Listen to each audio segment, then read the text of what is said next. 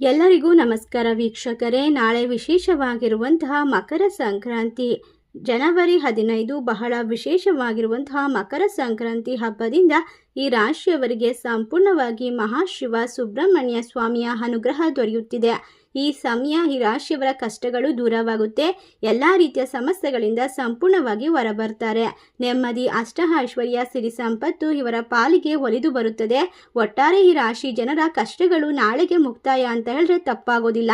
ಹೌದು, ಈ ರಾಶಿ ಚಕ್ರದವರ ಆಸೆಗಳು ಸಂಪೂರ್ಣವಾಗಿ ನನಸಾಗಲು ಈ ಸಮಯ ದೇವರ ಆಶೀರ್ವಾದ ಖಂಡಿತವಾಗಿ ದೊರೆಯುತ್ತದೆ. ಹೌದು, ಈ ಸಮಯ ಬರುವಂತಹ ಹೊಸ ವರ್ಷದ ಮೊದಲ ಹಬ್ಬ ಸಂಕ್ರಾಂತಿ ಆಚರಣೆ ನಾಡಿನ ಜನತೆಗೆ ಅತ್ಯಂತ ಶುಭ ಸುದ್ದಿಯನ್ನು ತಂದುಕೊಡುತ್ತೆ ಅಂತ ಹೇಳಿದ್ರೆ ತಪ್ಪಾಗೋದಿಲ್ಲ. ಈ ಸಮಯ ಧನಸು ರಾಶಿಯಿಂದ ಮಕರ ರಾಶಿಗೆ ಸಾಗುವಂತಹ ಸೂರ್ಯನ ವಿಶೇಷವಾದ ಸಂಚಾರವು ಈ ರಾಶಿಯವರಿಗೆ ಅತ್ಯಂತ ಶುಭವನ್ನು ತಂದುಕೊಡುತ್ತೆ ಅಂತ ಹೇಳಿದ್ರೆ ತಪ್ಪಾಗೋದಿಲ್ಲ. ಈ ಸಮಯ ಈ ರಾಶಿಯವರಿಗೆ ಅತ್ಯಂತ ಶುಭ ಸಮಯ. ದೇವಗುರುವಾಗಿರುವಂತಹ ಬೃಹಸ್ಪತಿ ಹಾಗೂ ಸೂರ್ಯದೇವ ಶಿವನನ್ನ ದರ್ಶನವನ್ನು ಪಡೆದುಕೊಂಡು ವಿಶೇಷವಾಗಿ ತನ್ನ ರಥವನ್ನು ಸಂಪೂರ್ಣವಾಗಿ ಒಂದು ವಿಶೇಷತೆಯ ಕಡೆಗೆ ಸ್ಪರ್ಶಿಸುವಂತಹ ಅದ್ಭುತವಾದ ಸಮಯವಾಗಿರೋದ್ರಿಂದ ಎಲ್ಲ ರೀತಿಯ ಕಷ್ಟಗಳು ಈ ಸಮಯದಲ್ಲಿ ದೂರವಾಗುತ್ತೆ. ಸಂಕ್ರಾಂತಿ ಹಬ್ಬದಿಂದ ಈ ರಾಶಿಯವರಿಗೆ ಸೂರ್ಯದೇವನ ಅನುಗ್ರಹ ಕೂಡ ಇರೋದ್ರಿಂದ ಇವರ ಅದೃಷ್ಟ ಸಂಪೂರ್ಣವಾಗಿ ಬದಲಾಗುತ್ತೆ. ರಾಶಿ ಹಣವನ್ನು ಬರಮಾಡಿಕೊಳ್ತಾರೆ. ಇದು ಸಂಕ್ರಾಂತಿ ಹಬ್ಬದ ವಿಶೇಷವಾದ ಸಂಭ್ರಮ ಆಗಿರೋದ್ರಿಂದ ಈ ರಾಶಿಯಲ್ಲಿರ್ತಕ್ಕಂತಹ ಜನತೆಗೆ ಇನ್ನು ಮುಂದೆ ಸಂಪೂರ್ಣವಾಗಿ ದೇವರ ಅನುಗ್ರಹ. ಜ್ಯೋತಿಷದ ಪ್ರಕಾರ ಗ್ರಹಗಳ ರಾಜನಾದ ಸೂರ್ಯನು ಧನಸು ರಾಶಿಯಿಂದ ಮಕರ ರಾಶಿಗೆ ಪ್ರವೇಶಿಸುವಂತಹ ಪುಣ್ಯ ಕಾಲವಿದ್ದು ಈ ಬದಲಾವಣೆಯು ನಿಮ್ಮ ರಾಶಿಯ ಮೇಲೆ ಅದ್ಭುತವಾದ ಪರಿಣಾಮವನ್ನು ಹೇಗೆ ಬೀರುತ್ತದೆ ಎಂಬ ಸಂಪೂರ್ಣವಾದ ವಿಶೇಷವಾದ ಮಾಹಿತಿಯನ್ನು ಇವತ್ತಿನ ವಿಡಿಯೋದಲ್ಲಿ ನೋಡ್ತಾ ಹೋಗೋಣ. ಅದಕ್ಕೂ ಮುನ್ನ ನೀವು ಕೂಡ ದೇವರು ಹಾಗೂ ಜ್ಯೋತಿಷ ಶಾಸ್ತ್ರವನ್ನು ನಂಬೋದಾದರೆ ಈಗಲೇ ವಿಡಿಯೋಗೆ ಒಂದು ಲೈಕ್ ಕೊಟ್ಟು ತಪ್ಪದೆ ನಮ್ಮ ಚಾನೆಲ್ನ ಸಬ್ಸ್ಕ್ರೈಬ್ ಮಾಡಿ, ಹಾಗೆ ಪಕ್ಕದಲ್ಲಿ ಇರುವಂತಹ ಬೆಲ್ ಐಕಾನ್ ಪ್ರೆಸ್ ಮಾಡಿ. ನಾಳೆ ವ್ಯಾಪಾರಸ್ಥರಿಗೆ ಅತ್ಯಂತ ಲಾಭದಾಯಕ ದಿನ. ನಿಮ್ಮ ಕೆಲಸದಲ್ಲಿ ಅನಿರೀಕ್ಷಿತ ಯಶಸ್ಸು ಸಿಗುತ್ತದೆ. ಉದ್ಯೋಗದಲ್ಲಿರ್ತಕ್ಕಂಥವರಿಗೆ ಬಡ್ತಿಯ ಮಾತುಕತೆಗಳು ಮುಂದುವರಿಯುತ್ತದೆ. ರಾಜಕೀಯದ ರಂಗದಲ್ಲಿರ್ತಕ್ಕಂಥವರು ತಮ್ಮ ಸಹೋದ್ಯೋಗಿಗಳ ಪ್ರಶಂಸೆಗೆ ಪಾತ್ರರಾಗ್ತಾರೆ. ಜನ ಬೆಂಬಲ ವೃದ್ಧಿಯಾಗುತ್ತೆ. ಹೊಸ ಮನೆ ಖರೀದಿಸುವಂತಹ ಬಗ್ಗೆ ಯೋಚನೆಯನ್ನ, ಸಲಹೆಯನ್ನ ಮತ್ತು ಮಾರ್ಗದರ್ಶನವನ್ನ ಬಹಳ ಮುಖ್ಯವಾಗಿ ಪರಿಗಣಿಸಬೇಕು. ನಿಮ್ಮ ಕಠಿಣ ಪರಿಶ್ರಮಕ್ಕೆ ಇಂದು ತಕ್ಕ ಪ್ರತಿಫಲ ದೊರೆಯುವುದು ಖಚಿತ. ಮಾನಸಿಕವಾಗಿ ನೆಮ್ಮದಿ ಸಿಗುತ್ತದೆ. ಬಹಳ ದಿನಗಳಿಂದ ನಿಮ್ಮನ್ನ ಕಾಡುತ್ತಿದ್ದಂತಹ ಆತಂಕಗಳು ದೂರವಾಗುತ್ತೆ. ತಾಯಿಯ ಕಡೆಯ ಸಂಬಂಧಿಕರಿಂದ ಧನಲಾಭವಾಗುವ ಸೂಚನೆಗಳು. ದೀರ್ಘಕಾಲದಿಂದ ಬಾಕಿ ಉಳಿದಿದ್ದಂತಹ ಸರ್ಕಾರಿ ಕೆಲಸಗಳು ಪೂರ್ಣಗೊಳಿಸಬಹುದು.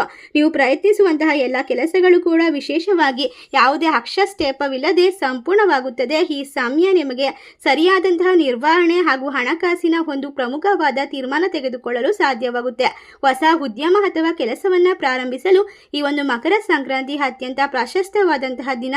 ಯಾವುದೇ ಕೆಲಸದಲ್ಲೂ ಕೂಡ ಅತಿಯಾದ ಆತುರವನ್ನ ತೋರಬೇಡಿ. ನಿಮ್ಮ ಮನಸ್ಸಿನ ಯಾವುದೋ ದೊಡ್ಡ ಆಸೆ ಈಡೇರಬಹುದು. ಇದರಿಂದ ಸಂತೋಷದ ವಾತಾವರಣ ಇರುತ್ತದೆ.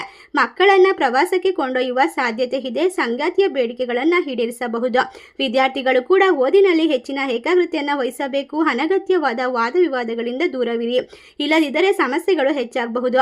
ನಾಳೆ ನಿಮಗೆ ಅಸಾಧಾರಣವಾದ ದಿನವಾಗಿದ್ದು ಕುಟುಂಬ ಮತ್ತು ಸ್ನೇಹಿತರ ಸಂಪೂರ್ಣ ಬೆಂಬಲ ಸಿಗ್ತಾ ಹೋಗುತ್ತೆ. ಮನೆಯ ಸ್ವಚ್ಛತೆ ಮತ್ತು ಅಲಂಕಾರದ ಕಡೆಗೆ ಹೆಚ್ಚು ಗಮನವನ್ನು ಕೊಡ್ತೀರಾ. ಅನಿರೀಕ್ಷಿತವಾಗಿ ಅತಿಥಿಗಳ ಆಗಮನವಾಗುತ್ತೆ. ಮನೆಯಲ್ಲಿ ಸಂಭ್ರಮದ ವಾತಾವರಣ ತುಂಬಿರುತ್ತೆ. ಕಾನೂನು ಸಂಬಂಧಿತ ವಿಚಾರಗಳಲ್ಲಿ ನೀವು ಸ್ವಲ್ಪ ಜಾಗರೂಕರಾಗಿರಬೇಕು. ಕೆಲಸದಲ್ಲಿ ನಿರ್ಲಕ್ಷ್ಯವನ್ನು ತೋರಿಸಬೇಡಿ. ಭವಿಷ್ಯದಲ್ಲಿ ತೊಂದರೆ ಎದುರಾಗಬಹುದು. ನೆರೆಹೊರೆಯವರೊಂದಿಗೆ ಪ್ರಮುಖ ವಿಷಯವನ್ನು ಹಂಚಿಕೊಳ್ಬೇಡಿ, ಇಲ್ಲದಿದ್ದರೆ ಸಣ್ಣ ವಿಷಯಕ್ಕೂ ಕಿರಿಕಿರಿ ಉಂಟಾಗಬಹುದು. ಒಟ್ಟಾರೆ ಈ ರಾಶಿಯವರಿಗೆ ನಾಳೆಯ ಮಕರ ಸಂಕ್ರಾಂತಿ ಇವರ ಬಾಳಿನ ಕಷ್ಟಗಳನ್ನೆಲ್ಲ ಕಳೆದು ವಿಶೇಷವಾಗಿ ಶಕ್ತಿ, ಜೀವನದಲ್ಲಿ ಉತ್ಸಾಹವನ್ನು ತಂದುಕೊಡುತ್ತೆ. ನಿಮಗೆ ಆನಂದಮಯವಾದ ದಿನವಾಗಿರುತ್ತೆ. ಹೊಸ ವ್ಯಕ್ತಿಗಳ ಪರಿಚಯವಾಗುತ್ತೆ. ಅವರ ಸಹಾಯದಿಂದ ನಿಮ್ಮ ಕೆಲಸಗಳು ಸುಗಮವಾಗಲಿದ್ದು ಹಳೆಯ ತಪ್ಪುಗಳಿಂದ ಪಾಠ ಕಲಿತು ಮುನ್ನಡೆಯಿರಿ.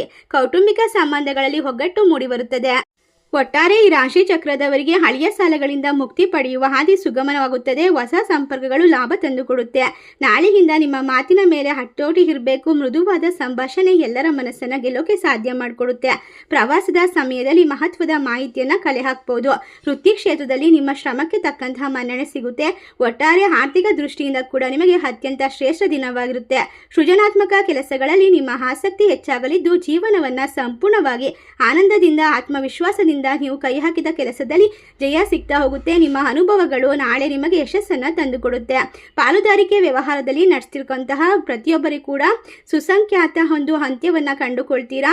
ಅಂದರೆ ಯಾರಿಗೆ ಹಣವನ್ನು ಸಾಲವಾಗಿ ನೀಡಬೇಡಿ, ಈ ಸಮಯ ಅದು ಸೂಕ್ತವಾಗಿರೋದಿಲ್ಲ. ಯಶಸ್ಸಿನ ಹಾದಿಗಳು ತೆರೆದುಕೊಳ್ಳುತ್ತೆ. ದೀರ್ಘಕಾಲದ ಚಿಂತನೆಗಳು ದೂರವಾಗುತ್ತೆ.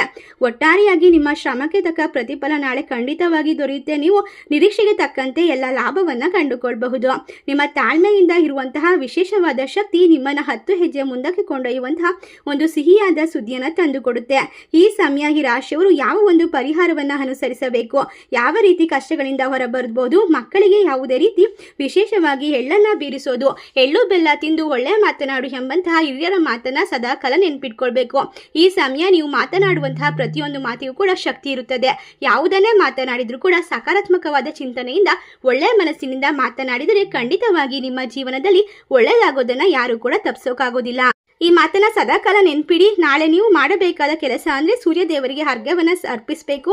ಎಳ್ಳು ಮಿಶ್ರಿತ ನೀರಿನಿಂದ ಸ್ನಾನ ಮಾಡೋದು ಶ್ರೇಷ್ಠಕರ.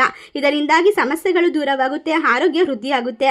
ಮತ್ತು ಈ ಸಮಯ ಯಾರಿಗಾದರೂ ನಿಮ್ಮ ಕೈಯಲ್ಲಿ ಕಷ್ಟದಲ್ಲಿರುವಂಥವರಿಗೆ ಸಹಾಯವನ್ನು ಮಾಡಿ ದಾನವನ್ನು ಮಾಡೋದ್ರಿಂದ ಅತ್ಯಂತ ಶುಭ ಸಮಯ ಪ್ರಾಪ್ತಿಯಾಗುತ್ತೆ. ಈ ಸಮಯ ಈ ರಾಶಿ ಚಕ್ರದವರ ಬಾಳಿನಲ್ಲಿ ಇರ್ತಕ್ಕಂತಹ ಕಷ್ಟಗಳು ಕಳೆಯಲು, ಯಶಸ್ಸಿನ ದಾರಿಗೆ ಸುಗಮವಾಗಿ ಸಾಗಲು, ಶ್ರೀಮಂತಿಕೆಯನ್ನು ಬರಮಾಡಿಕೊಳ್ಳಲು ಸೂಕ್ತವಾದ ಸಮಯ. ಇಷ್ಟರ ಲಾಭವನ್ನು ಕೊಳ್ಳುವಂತಹ ಅದೃಷ್ಟವಂತ ರಾಶಿಗಳು ಯಾವ್ಯಾವು ಅಂತ ನೋಡೋದಾದ್ರೆ ವೃಶ್ಚಿಕ ರಾಶಿ, ಸಿಂಹ ರಾಶಿ, ಮೀನ ರಾಶಿ, ಕುಂಭ ರಾಶಿ, ತುಲಾ ರಾಶಿ, ಧನಸ್ಸು ರಾಶಿ, ಮಕರ ರಾಶಿ. ಈ ರಾಶಿಗಳಲ್ಲಿ ನಿಮ್ಮ ರಾಶಿ ಇದ್ದರೂ ಇಲ್ಲದಿದ್ದರೂ ಭಕ್ತಿಯಿಂದ ಓಂ ನಮಃ ಶಿವಾಯ ಎಂದು ತಪ್ಪದೆ ಕಮೆಂಟ್ ಮಾಡಿ ನಮ್ಮ ಚಾನಲ್ಗೆ ಸಬ್ಸ್ಕ್ರೈಬ್ ಮಾಡಿ. ಸರ್ವೇ ಜನ ಸುಖಿನೋ ಭವಂತು. ಧನ್ಯವಾದಗಳು.